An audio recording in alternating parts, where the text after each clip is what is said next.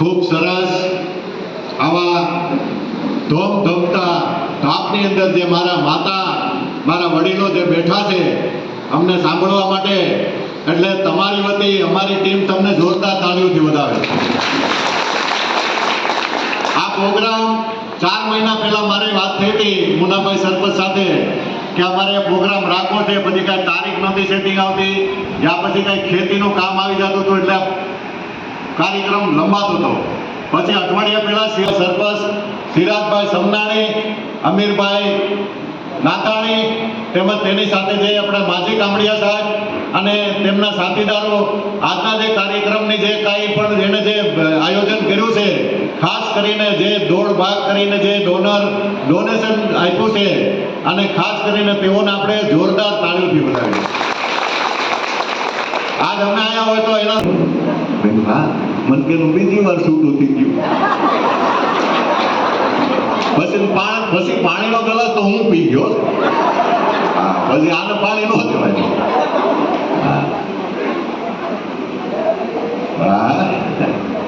હમણાં એક બાપા કરિયાણાની દુકાને ગયા હતા.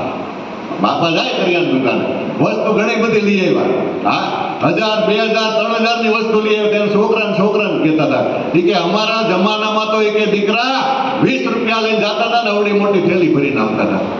છોકરાને 20 રૂપિયા લઈને જતા હતા, અવડી મોટી થેલી ભરીને આવતા હતા. અત્યારે 5000 રૂપિયા લઈને ગયા તોય કઈ ન આવ્યું.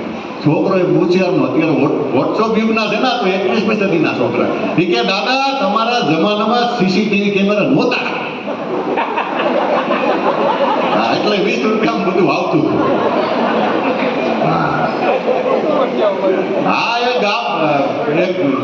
દાદા એ ગામડા મુંબઈમાંથી વેકેશન કરવા આવેલા, દીકરાના દીકરો દીકરી આવેલા, એટલે કેડબરી ખાતા હતા છોકરા, અને દાદા એ ખાતા હતા કઈ. એટલે દાદાએ પૂછ્યું કે બેટા શું ખાવ છો તમે? કે દાદા અમે તો કેડબરી ખાઈએ. એટલે દાદો એ ખાતો હતો. એટલે છોકરાએ પૂછ્યું દાદા તમે શું ખાવ છો? દાદો કે હું ભેંસબરી ખાઉં છું. હા, ભેંસની બળી, ભેંસબરી. હમણાં હું મારો ગનો મિત્ર બે જતા હતા, ગનો હું એમાં અમે અમારો મિત્ર રફો મળ્યો, ગનાને ફેરવીને ઝાપડ માર્યો. મેં કીધું એલા રફલા, ગનાને જોરદાર આટલી બધી મારી કા? મન કે આને મને ભૂંડ કીધો તો. મન કે આને મને 6 મહિના પહેલા ભૂંડ કીધો તો. મેં કીધું 6 મહિના કીધું તો અત્યારે હું? મન કે અત્યારે ભૂંડ જોયું તો મને યાદ આવ્યું. 6 મહિના પહેલા એને યાદ કર્યો, અત્યારે મને કે મારો મિત્ર ગનો, મન કે અમીરભાઈ માવાણી તમે કલાકાર છો? મેં કીધું હા. મન કે તમે ગામે ગામ જાતા હોય? મેં કીધું જાતો હોય. મન કે તો મારી હાથું ક્યાંક ઠેકાણું ગોતો. હવે જાણે કેમ ઠેકાણું જોવા થતો હોય કોકનું. હા, મન કે મારી હાથું ક્યાંક કન્યા ધ્યાનમાં રાખજો. મેં કીધું કાંઈ વાંધો નહીં. મને એની ઉપર દયા બહુ આવતી, કારણ કે મારો મિત્ર હતો, મારો જીગરજાન હતો. 42 વર્ષનો મારો જીગરજાન, અને મને દયા તો આવે જ ને. પછી હું ઘણી જગ્યાએ જાતો એટલે મેં કોકને ભલામણ કરી. મેં કીધું ભાઈ મારી ત્યાં 42 વર્ષનો એક ભાઈ છે. એ ભાઈ જ કહેવાય, કે મુરતીય તો ન કહેવાય ને. હા, મુરતીય તો 20, 25, 30 સુધી સારો લાગે. 40, 42, 45 પછી ભાઈ જ થઈ જાય. મેં કીધું 42 વર્ષનો ભાઈ છે. મેં કીધું એની આટલું ક્યાંય છોડી હોય તો કયો? મને બાપા કે મને કે એક જગ્યાએ છે ભાઈ. મને કે હું તને સરનામું આપું તો તારે ને તારા ભાઈબંધને જોઈ આવવાની. મેં કીધું કાંઈ વાંધો નહીં, એમ જોઈ આવી. હવે હું મારો મિત્ર ગનો બસમાં ગયા.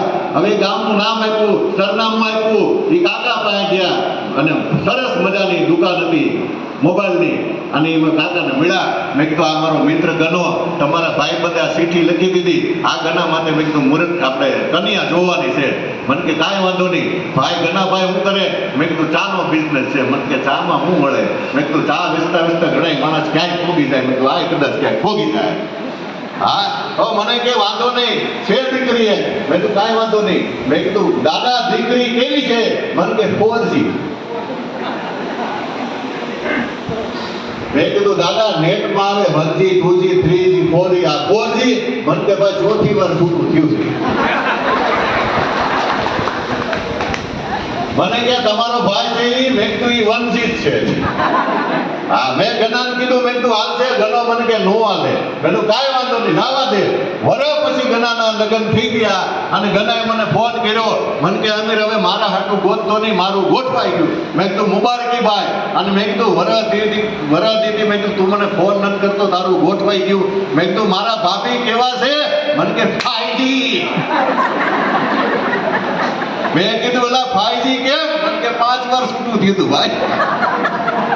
કઈ તો મેં કીધું 6G થઈ ગયો હવે. હા હમણાં હું જાતો હતો તો ઓલા નાના 4 છોકરા શિયાળાનો ફૂલ ટાણું અને બિલાડીને નવરાવતા હતા. બિલાડીને નાના ટાબરિયા 4 સ્કૂલ શિયાળાનું ટાણું મારા ઘરથી બહાર નીકળો બિલાડીને નવરાવતા હતા. એટલે મેં કીધું છોકરાઓ આ ફૂલ ટાઈટ છે આમાં આપણે નાઈ નથી શકતા બિલાડીને નવરાવું. મને કે અંકલ અમે રોજ નવરાવી તમે તમારું કામ કરો. અરે મેં કીધું બેટા મરી જાય ટાઈટના માણા નથી થતા આ બિચારી મીંદડી છે મને કે નો મરે તમારું કામ કરો અમે રોજ નવરાવી. મેં કીધું આની યારે કોણ માથાકૂટ કરે. હું ત્યાંથી વયો ગયો. હા 10 મિનિટ પછી આવ્યો ને તો બિલાડી મરેલી પડીને છોકરા આમ ચારે એક પડીને પાટા. મેં કીધું એલા ના પાડી હતી ને ટાઈટ છે નો નવરાવાય મરી જાય. મને કે અંકલ નવરાવાથી નથી મરી તો મને કે નિચોડવાથી મરી ગઈ. ચારે ભેગે થઈ નિચોડી નાખી બિચારી. હા હમણાં મારી બેબી મને એક વાર કહેતી હતી મને કે પપ્પા મેં કીધું બોલ બેટા. મને કે લગ્ન પહેલા જે તમારા જીવનમાં વાવાઝોડા કેવા આવતા હતા લગ્ન પહેલા તમારા જીવનમાં વાવાઝોડા કેવા આવતા હતા.